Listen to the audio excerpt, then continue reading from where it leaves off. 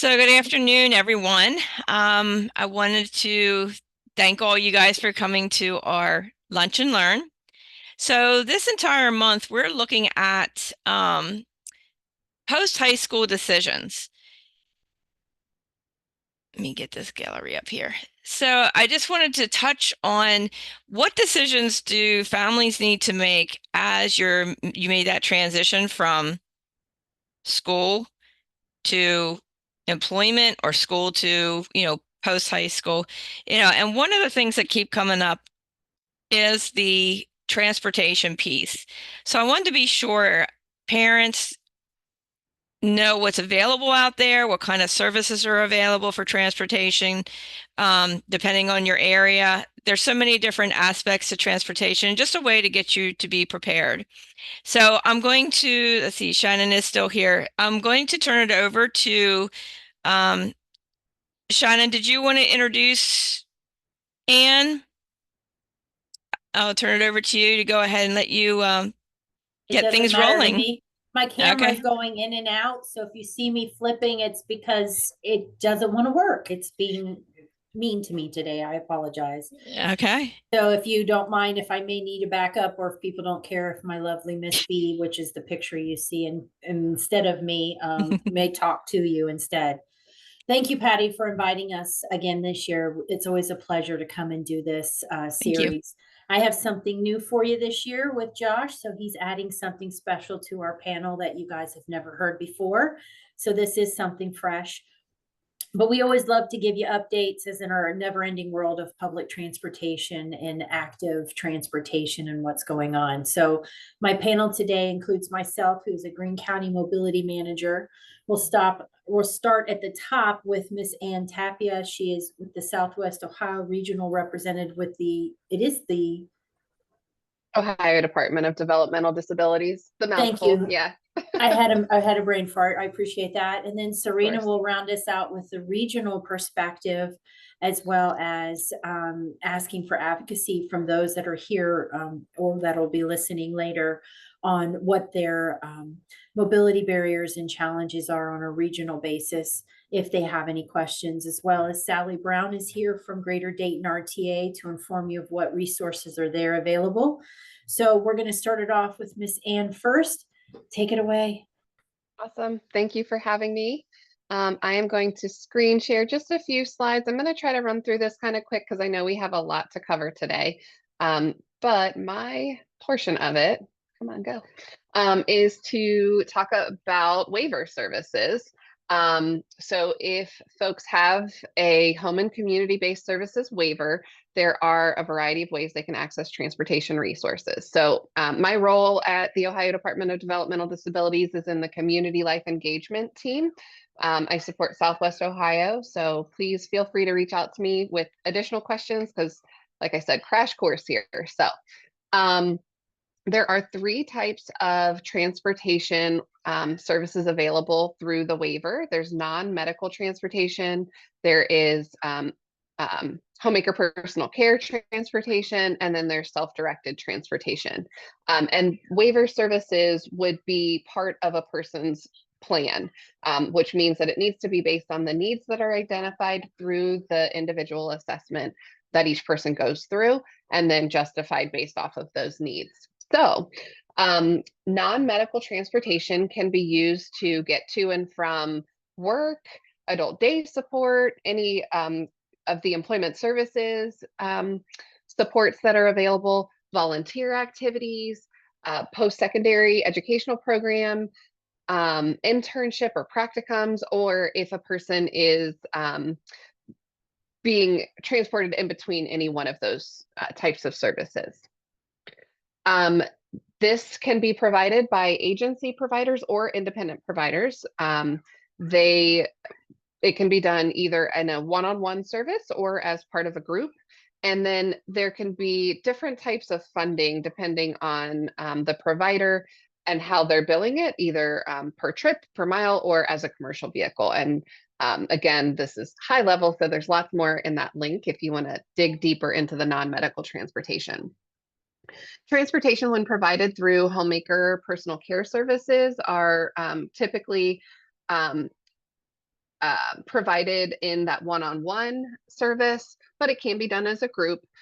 This is giving access to the community activities, any resources, and would be done either through an independent provider or through an agency again, and again, need to be certified in this service as the provider.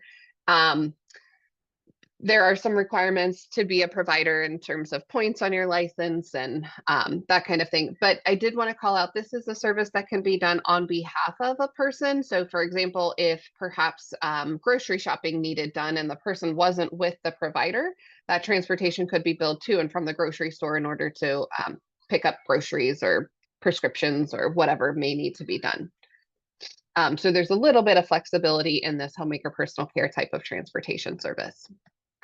Self-directed transportation, on the other hand, is one that is supposed to offer a little bit more flexibility in kind of the less scheduled things that we do when we're out and about in the community. So it can be set up with either natural supports, it could be used through like an Uber or a Lyft, or it could be used for public transportation to help fund those kinds of public access resources. The idea of it is that a person is receiving a set amount of funds available, and then they're negotiating their rates where possible. So like with the natural support, for example, you can negotiate the rate that you're going to pay the person to get you to and from where you're headed, and then you kind of use your funds on that monthly basis in a way that makes the most sense for you. So a good example of this is somebody who perhaps has a job and they know that a coworker lives close enough to them and on the same shift. They could ask that coworker to pick them up and take them to work since they're headed in the same place, and pay them a fixed amount. Maybe they're paying them $5 a trip, or whatever it may look like, in order to kind of reimburse for that extra out of the way that the person is going, but then helps get them to and from their job. So this can be done scheduled around the needs of the person, and the rate again is set based off of that negotiated amount so that the person can kind of extend those funds as much as they possibly can.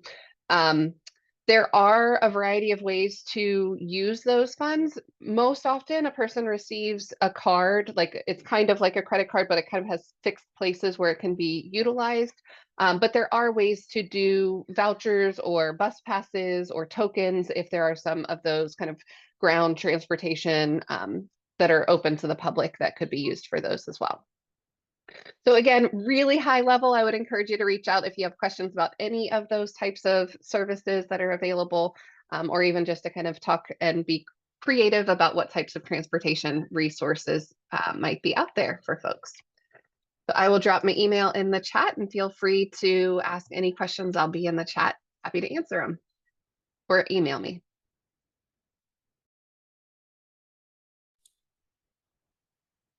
Thank you, as always. We appreciate you coming and stopping by. Miss Serena, you're next at bat. All right, let me share my screen. Let me know if you see it. All right. Okay, so I don't directly provide any services within my agency. I'm more of a way in which you can get involved to sort of help advocate for transportation opportunities. So I have I'm working with the Miami Valley Regional Planning Commission, and I run a council of transportation providers across an 8-county region who advocate to remove transportation barriers for folks. So I have a video that I think is really good at highlighting what we're all about.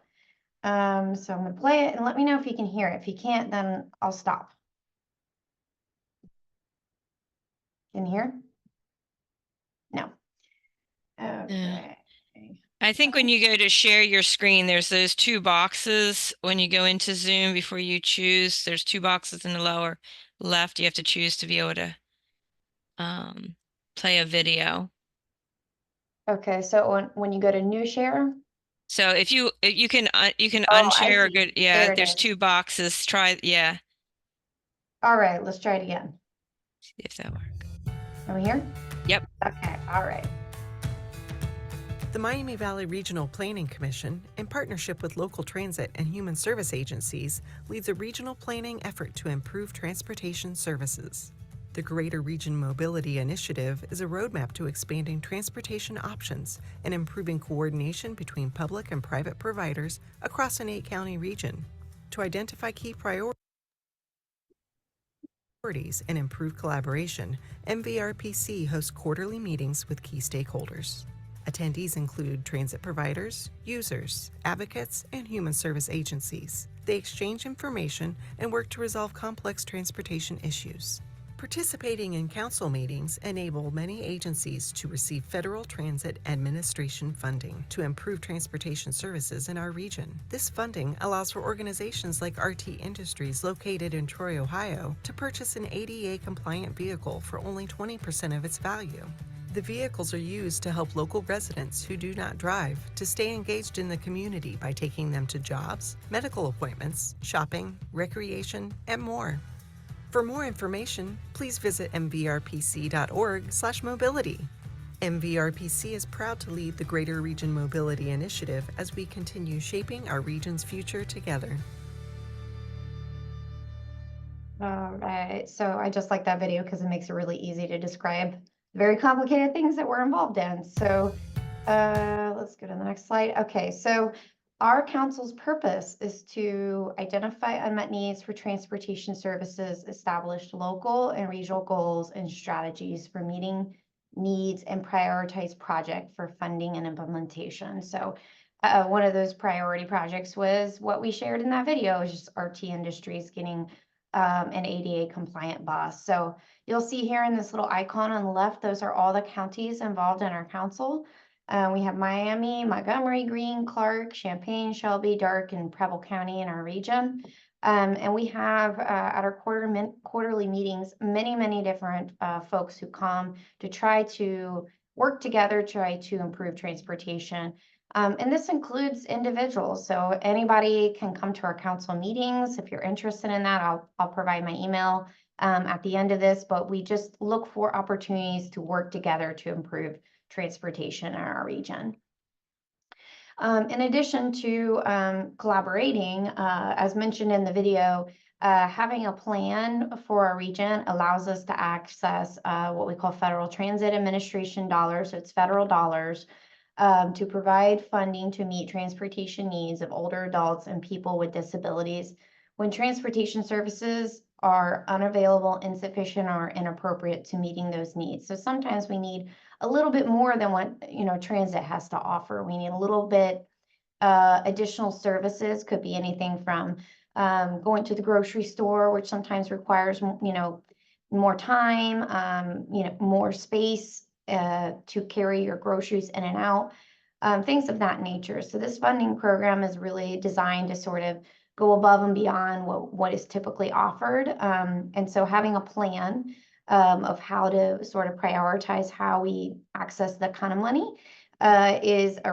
prerequisite. So we have this plan to meet that requirement. I do have a graph here of how we've received money in our region. As shared in the video, RT Industries is one of them, but we have many different providers, anybody from a senior center to a transit agency to an adult day program, and many more. Even some churches and so forth have received funding in the past under this program. You'll see here all the different types of projects that are funded through this program over the years, everything from vehicles. So we have expansion, what we call, and replacement. Expansion just means they're growing. Replacement means they're replacing an old vehicle. Operations, mobility management, which is yours truly, Shannon, is funded through this program, who introduced us at the beginning, as well as other projects like maintenance, equipment, and even ADA accessible sidewalks and things of that nature can all be funded under this program. So that's just an example of all the things that could come out of this program. So we do have a vision as a region. The Greater Region Mobility Initiative promotes regional mobility by identifying and addressing transportation barriers. So we spend a lot of time as a council sort of identifying where are the gaps, where are the barriers. So that way we can find projects and programs and partnerships that will try to improve those in the future. We have a mission to improve transportation services and reduce barriers through expanding outreach. So outreach is letting people know about our programs and services, as well as getting folks to advocate on behalf of themselves for improved services. Resource sharing, so making sure all of our providers and partners are maximizing the use of the assets they have, the vehicles and the equipment and then things of that nature, to streamlining and coordinating services to improve across our 8-county region. So that's our goal. We call ourselves an alliance. In the past, we used to call ourselves a council, but really we just wanted to throw the net more broadly and say anybody is welcome to come together to sort of talk about transportation challenges. So the alliance, the Greater Region Mobility Alliance, brings together public, private, not-for-profit, human service providers, and transportation users to advance the mission and vision of the Greater Region Mobility Initiative. So that's my very short and a nutshell presentation. If you want to join future meetings or learn more about this program, I will send my email in the chat. Thank you so much. We appreciate you, Serena. I think I speak for everyone on this panel when we want you, the audience, to feel that other people aren't making the decisions for you. They want to hear from you because you are the users, the end users of many of these modes of transportation that we're providing you of what currently is available. But if these services don't work for you, this is also your opportunity to say, this doesn't work. How can we make a change? And we're trying to give you those avenues so that you know what the next steps are, so that we can make services more accessible or more adaptable to your needs. Miss Sally, I can't see you on my list, but are you ready for next to talk about Greater Dayton RTA?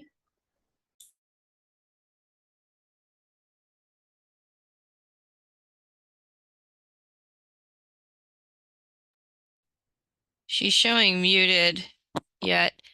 Serena, can you unshare your screen? I'm here. Okay. Yeah, I'm ready to go. There you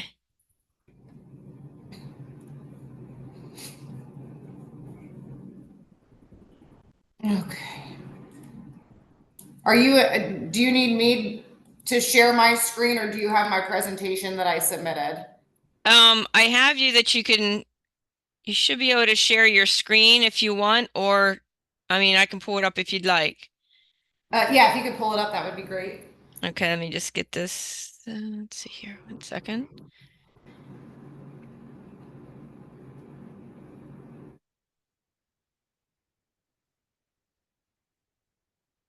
Is there any videos in there, or just to make sure okay. Nope. Can you see it? Is that all right? Yep, that's perfect. Thank you. Okay. So I'm just going to provide a couple of updates for you in regards to Greater Dayton Regional Transit Authority's RTA Connect program, which is a demand response program for people in the community who are 65 or older, who may have a disability, or for individuals who live in an area where a fixed route does not provide transportation services. So RTA Connect is all encompassing to our demand response program.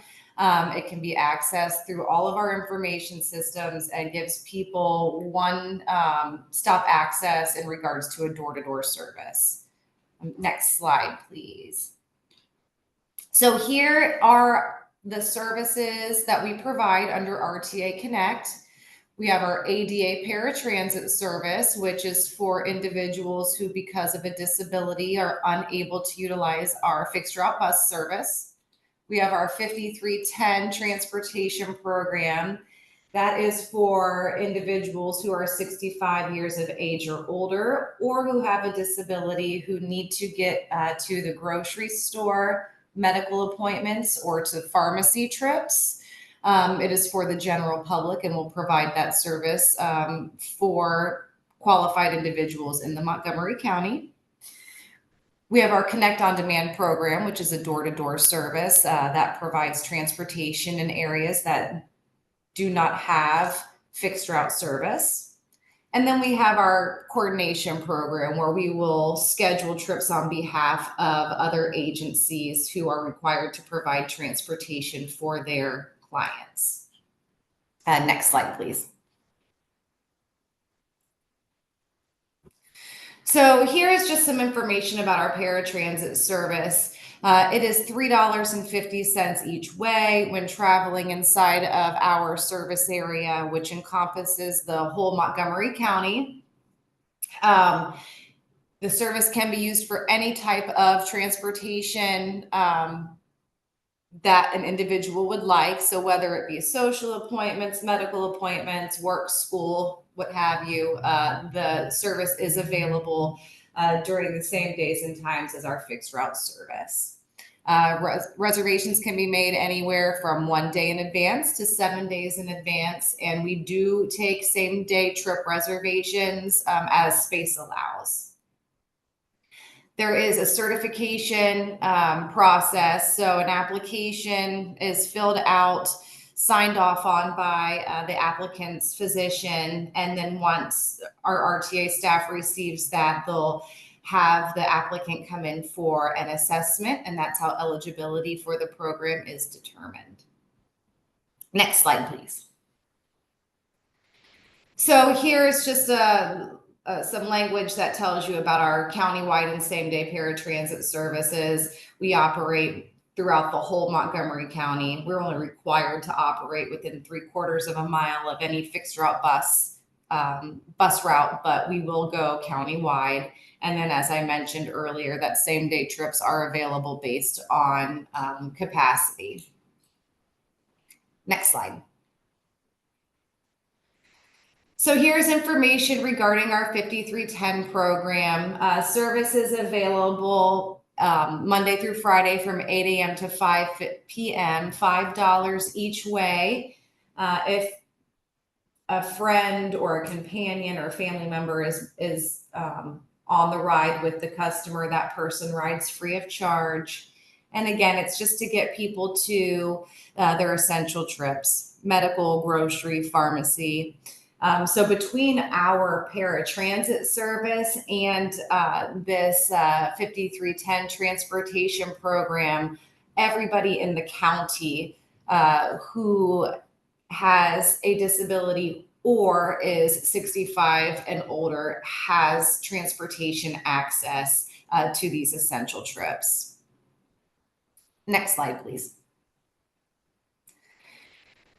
This here shows you our Connect on Demand program. The shaded shapes that you see there on our system map are zones that we have within the Montgomery County where people can travel door to door or from the door to the transfer point within each zone to connect to our fixed route services. As you can see, these are more of our rural areas in the Montgomery County where we used to have fixed route. However, our frequencies were poor and the service days were limited. So people who live out in these areas weren't getting the transportation that they needed to get to and from work, to and from their essential appointments, and to our mainline services and in our core urban areas. So we put in this Connect on Demand program. We partner with Lyft, we partner with Uber. It's free of charge. If you're in these zones and you're traveling anywhere within the zone, it's free of charge. We'll take you to the door. We will also provide that transportation to the closest transfer point to connect you to our mainline services if you needed access beyond that zone. If somebody uses a wheelchair, or if they require a lift-equipped vehicle, or if they are under the age of 18, we will provide that service on our Connect vehicles. Next slide. Okay, so here's information that I basically already told you. you must be in the same zone to travel. You can't go from zone to zone. And then information about our age restrictions and the accessibility features we have for folks who use a mobility device. Next slide. And here is our RTA Connect coordination partnerships that we have with area agencies who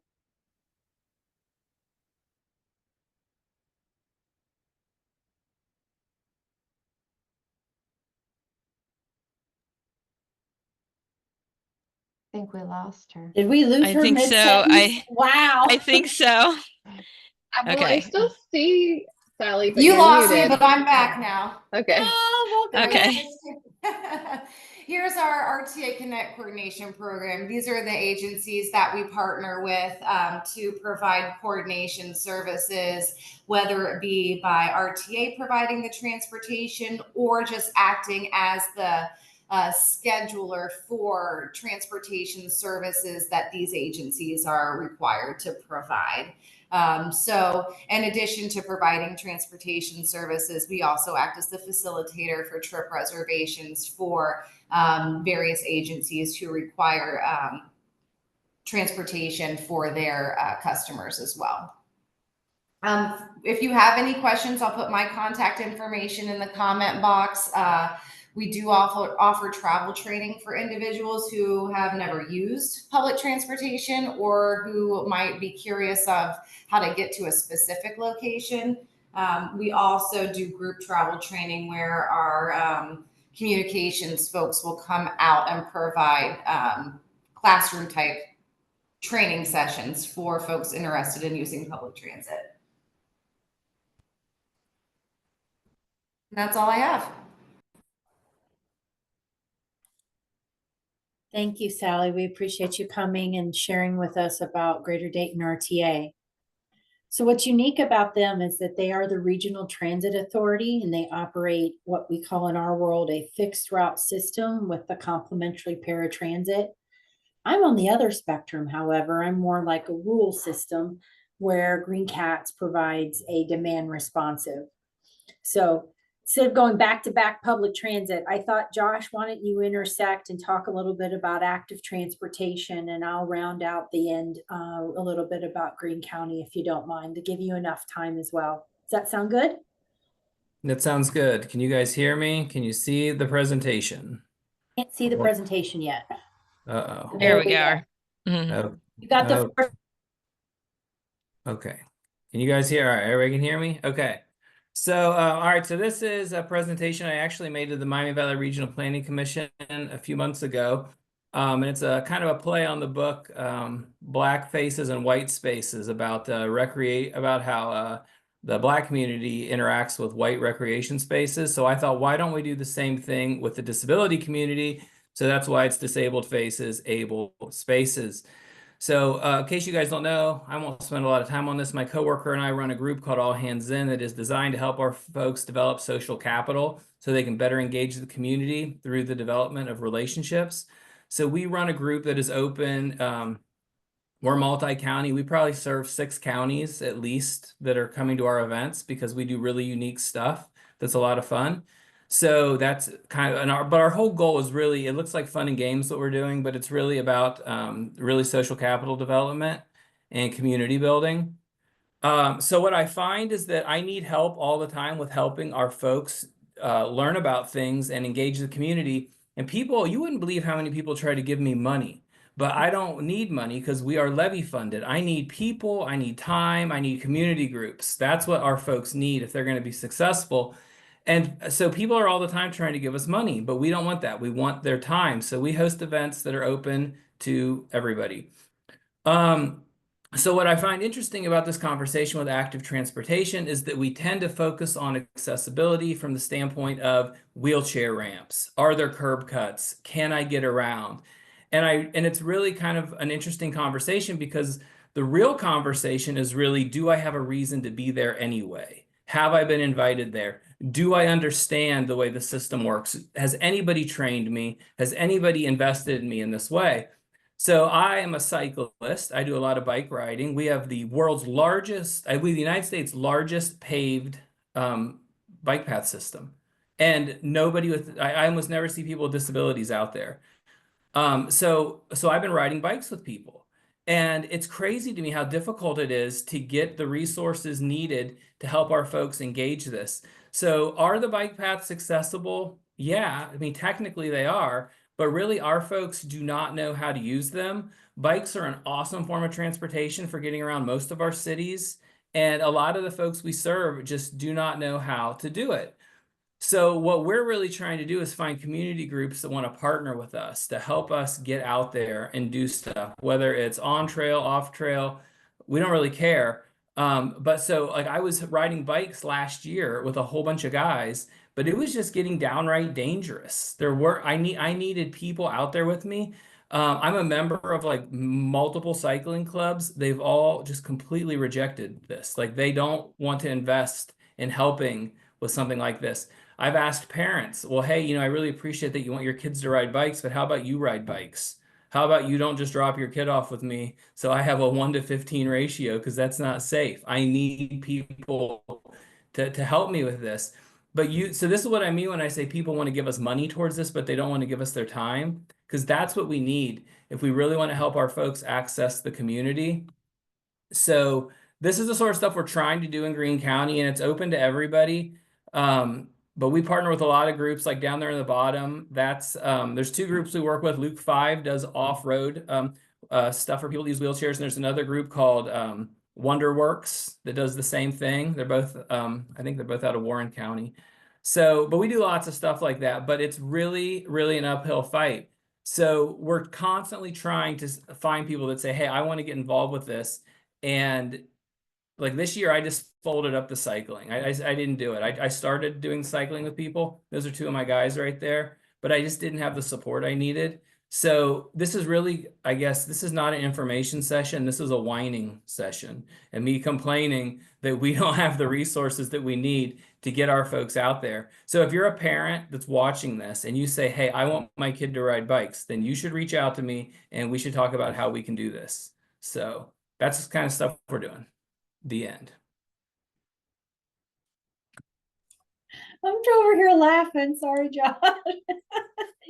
I love you. I love your style. Did everybody notice his beard? Look how much younger he looks. You still have your baby face. My wife just got home. She's hearing this. She does not like the beard. So this is not going to help my case when beard season gets here. What, No Shave November. You can say it's part of a national thing that you're doing. Yeah. Thank you so much. And this is the new piece that I wanted to make sure that we introduced this year, because active transportation, while a lot of times it's done on a recreational level, it can be a form of transportation. And there are some clients that I know Josh has even helped in the past that actually use their bike to get back and forth to work. In Ohio, we recognize that it can be seasonal. As we run into the winter months, that could be difficult, but that's where, depending on where you live in the region, a bike can be a way of doing a first or last mile to public transportation. Sure, Sally's got videos as far as how to load and unload their bike on a public transit bus, as well as here for Green Cats, we have some as well. May not be as common in our area. We're more a little rural, but these are all things that we wanted to give you different avenues. So thanks again, Shannon, Josh. I have to butt in here. There's no such thing as bad weather. There's only bad gear and equipment. Cycling is a year-round sport. You just have to have what you need to do it. Yeah, being prepared. So let us know how we can help you. More info to come, right? Perfect. Thank you so much. All right, so I'm bringing up the caboose. I will share my screen.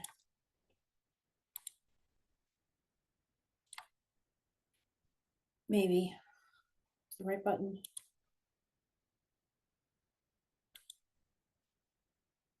Are we good? Everybody can hear me and see it? Yeah. And I've got closed captions on, so once I turn it on, I don't know how to turn it off. So if you see the screen scrolling at the bottom, that's why. So as your last presenter, I don't know why I'm so high up, sorry. If I touch the camera, it might go blurry. I'm here to discuss mobility options that are in Greene County as far as discussing travel training and mobility management. I am a program of Green Cats Public Transit. Green Cats provides transportation for anybody for any trip purpose. However, you do have to be 14 years of age in order to ride without an adult. However, it has been mentioned before, it could be for your activities of daily living, simply going to the doctor, grocery store, or being able to go meet up with friends at the mall. Green Cats does provide 2 types of service. I mentioned that it is different than RTA in the sense that you can schedule a ride without having to be eligible for a disability. These scheduled rides, though, are only available currently weekdays. Earliest available is 6 a.m. for a pickup, and last drop off is 10 p.m. It does require a more advanced reservation process, 2 business days in advance by noon, up to 30 days in advance. However, the service area is the entire area of Greene County. They can go anywhere in Greene County for $4 each way, and then go to neighboring counties for $8 each way. Door-to-door is available upon request. Typically, the service is curb to curb, meaning that you would wait and watch for the vehicle at your door and then meet the vehicle at the curb at your street. However, if you are needing assistance from your door to the vehicle, that's something that's going to be needed to told to the scheduler, along with if you use any mobility devices, as all vehicles are ADA accessible and will either have a ramp or a lift available for you. Common scheduling things here. I'm going to skip through some slides. The video will have links for you to know how to schedule a scheduled ride or even a flex route, as far as to do it visually. Those defined routes is a little bit different with the flex routes. They are mainly in our western half of Greene County, and they have defined time points where the bus will go by. It may be a location like an intersection or Kroger's, for example, in Yellow Springs or in Beaver Creek is listed. You can schedule a deviation in advance, again, 2 business days by noon, up to 30 days in advance to have that vehicle come to a specific location along the route. It does have to be within a half mile. So that is a little different than Greater Dayton RTA. But we do connect to them with our flex routes, both at Wright State University at the Student Union, at East Town along our red line, as well as their downtown location at Wright Stop Plaza in either Bay A or B. Again, these services are only weekdays. Unfortunately, Green Cats is currently only operating during the week, Monday through Friday services. These routes do have schedules and times that they rotate there. No longer in the top corner there is the Xenia Town Square. We have moved to East 2nd Street, and I need to obviously update that picture for you guys. But at the bottom left is the route there in Fairborn across from Primary, where the transfers occur in Fairborn, and the Wright State University in the bottom right. There is a map available, kind of shows you the outline, but GIS department has gifted us a lovely interactive program where you can actually type in an address by using this magnifying glass, and it can pinpoint exactly where that address is along the map. And then you can see if maybe you're close to one of those routes that I mentioned to you. This gives you a good bird's eye view, if you will, of how the red line goes to the colleges there in Wilberforce. Central State goes out along 35 and connects to Greater Dayton RTA as well as to Sinclair Community College. Yellow line is connecting Xenia and going through Yellow Springs and heading into Fairborn. Whereas the blue line, because the Skyhawks are blue and Fairborn, is circulating near the Fairborn area, or your Beavers can be orange and black, and that orange line is connecting you there into Beaver Creek. Can't see it too well with this, but the orange line does come all the way back into Xenia so that you do get a full loop to go around Greene County, at least on the western half with the flex routes. Primarily, these hours are 7 a.m. to 5 p.m., but the red line currently is kind of our red herring with a 6 to 10 and a 1 to 5 schedule, still keeping within an 8-hour time frame for one driver. Mentioned the money. Flex routes is a little cheaper than the scheduled ride because it is going along a route that has already been predefined versus you choosing the location for the pickup and the drop off. Those flex routes for adults are $2 each way. However, you can qualify for elderly or disabled half fare pass, and that would only be $1 in addition to children being 13 years of age and younger being $1 on any service.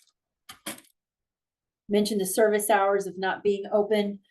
Those are your lovely 11 holidays, half of which we are blacked out on for days. You can receive those notifications directly to your cell phone or via email. Couple of housekeeping, there is no extra charge for transfers. So I mentioned on the flex routes, there's that Fairborn transfer point at, boy, my brain just went dead. Park Hills Plaza, as well as Xenia Town Square is now at East 2nd Street. If you're transferring, let's say, from the green line to the yellow line, that one fare will pay your way as long as it's continuing one way. Versus if you are going to one location and turning back, then that would be 2 one-way trips. There are tokens and passes available here at our office, and cross your fingers. I will be talking about mobile ticketing the next time that you see me. We'll pray that that'll get soft launched next year. So more to come. Personal care attendants do ride for free. So be sure to mention that to a scheduler if you're scheduling a ride or if you're getting on the flex route. This is different than a companion going to the mall and shopping with you. They do need to be providing you a service. Or if you're unable to flag the bus, because that is unique, we won't have any signage up for you to know where to stand per se, but along the line, you can wave your hand. And if it is safe to do so, the bus can pull over. If due to age or mobility, you're unable to flag a bus, you can call ahead to dispatch and let them know where you're standing and say, hey, the Green Line bus driver needs to be paying attention to me there and let me get on board. Again, you'll see this, as mentioned before, we're going through this quickly, but for reading purposes, we do have same-day service, but don't be dependent on that as an everyday thing. It's more of whoever has canceled their trips for that day and if dispatch can fit people through. So I highly suggest to still schedule as far in advance as possible, up to 30 days in advance for your trips. That'll increase your availability for getting that, because due to capacity or availability, trips can be denied. It has been mentioned about non-medical transportation. Green Cats is a provider, as well as if you qualify for Medicaid, which is non-emergency medical transportation. Green Cats is also a provider for that service. And then for travel training, that's when you get me. I tailor this to the person's needs. I can also do it in a group setting or individually, depending on how we need to move forward. If they want to learn about scheduled rides, or if they want to learn about flex routes, or both, I am here to make sure that they can feel confident and comfortable in their environment and feel independent or gain independence in being able to safely navigate public transportation. Miami Rally Ride Finder is a public and nonprofit transportation option database, if you will. There's not really someone who manages it. It's more for you to be able to have the resources to find what you need based on your ride type, your trip purpose, or even the location where you're starting your trip. So log on to Miami Valley Ride Finder, and if you have any questions, let me know. I'm currently managing this, but that is possibly to be seen as we move forward in our plans for our coordinated plan in our region. So who am I? What is mobility management? Well, a wise person once said, I know Miss Judy Shanley, she works with the National Center for Mobility Management, that mobility management is the approach to designing and delivering transportation services that starts and ends with the customer. So that's why we will always say that we can't do the work we do unless we hear from you. We want you to advocate what works, what doesn't work, so that we can continue to be able to provide you those services.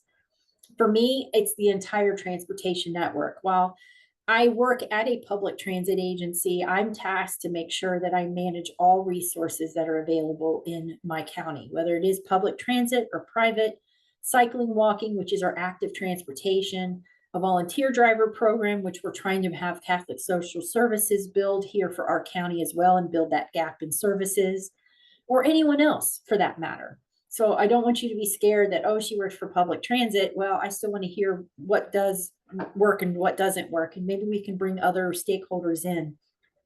It's really, truly about providing what best needs suits us. Greene County's different. We are a little bit of rural. We're a little bit of urban. We're a little bit of suburban. We don't really fit the mold for the rest of the state. And that's okay. But it does mean that we also have to be creative because we don't fit in every box that people are used to. So that's why I always advocate is if you're in my county, come and let me know what your trials and tribulations are. I may not always know the answer, but as long as I have a job, you'll always have an ear for someone who's going to listen to you. Maybe we can figure out a solution together. With that being said, I have to increase understanding and awareness of what needs are already available, much like what we did today with this panel. And then also making consideration for local and regional planning. That's where my relationship with Serena comes into play, or even with Miss Ann, to know what is the state planning and what's going on moving forward. And then the travel trainings where I'm helping people access all those community transportation options and making sure that they get the information and the referral services that they need. My contact information is here. It'll also be available in this presentation when Miss Patty sends it out. But as always, any of us is willing to refer to the other if we need to. So don't feel like if you can't contact the wrong person that we're going to bite your head off. So we're all here to help you in whatever needs that we can. This is just a snapshot of what providers are available in your Southwest region. If you do have any other questions or any other resources that you're in need of, please feel free to reach out to any one of us and we'd be more than happy to help. And as in Josh's words, that's it, I'm done. Thank you, Shannon. And I just wanted to, for those who came on late, we did have Butler County RTA lined up, but she was unable to attend today. So I'll try to pull, unless Shannon, you can reach out, but we'll try to get a hold of the presentation that she may have been was planning to give so we can upload it. I don't know if you can make a note of that. She's on maternity leave at the moment, Yep. so that might take me some time. Yeah, so we'll try to get a hold of it. I don't know if anyone else in the office would have a whole, able to get it or not.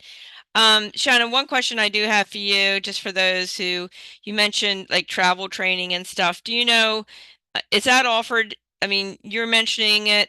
Is that offered also like in other counties as well? Like if Butler would offer it, or Hamilton, or any of these other counties, that tend to be something that's offered? Almost all public transit agencies that I'm aware of have a travel training program.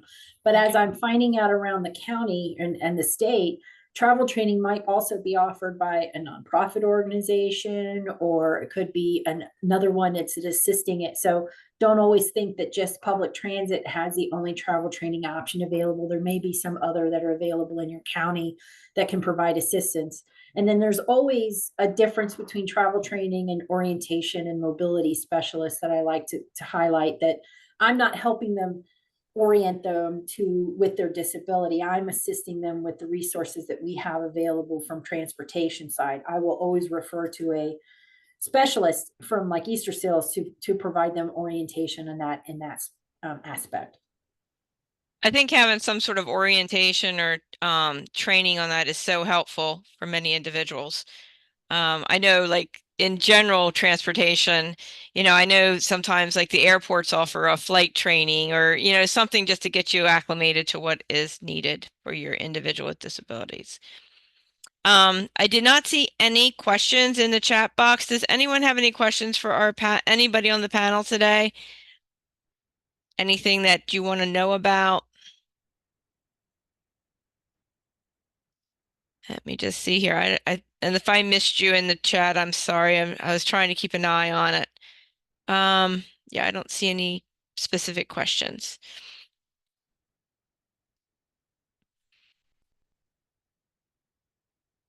So, does anybody have any questions before we close for today?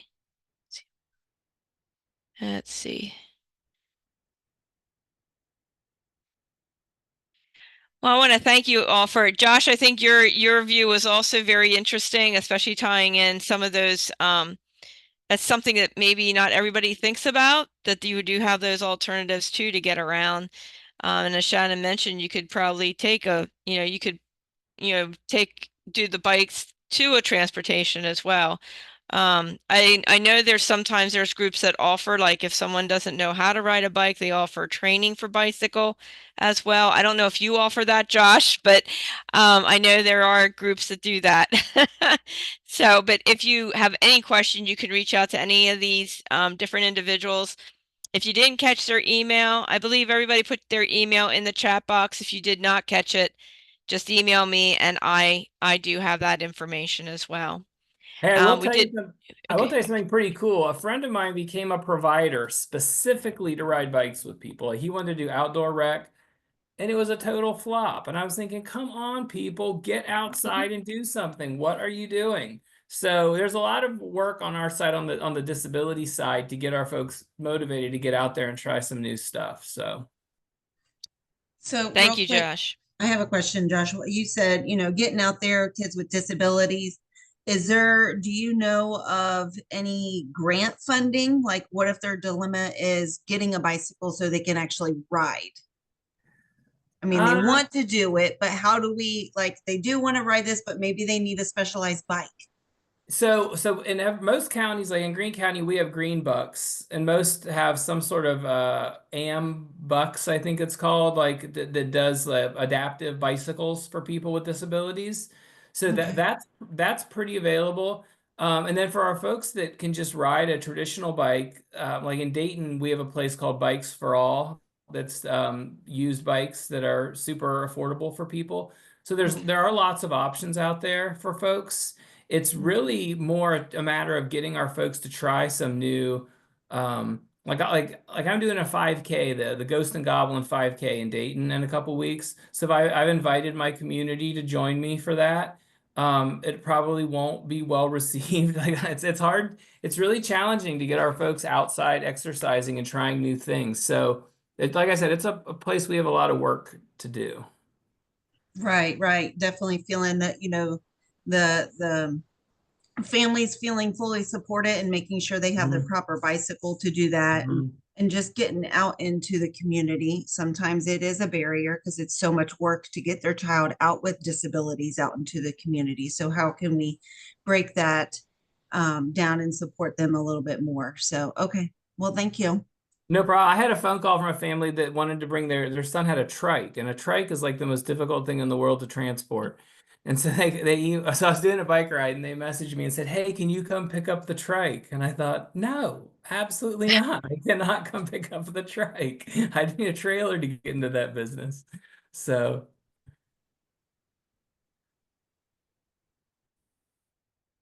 Thank you. Thank you for for all that information. That's all good.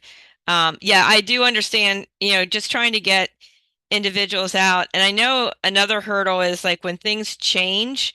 I think you guys can all relate. Like if you're set for something, you have a time or a schedule, and something happens, whether it's a bus route or whether whatever kind of leaving or picking up the next transportation at a certain time.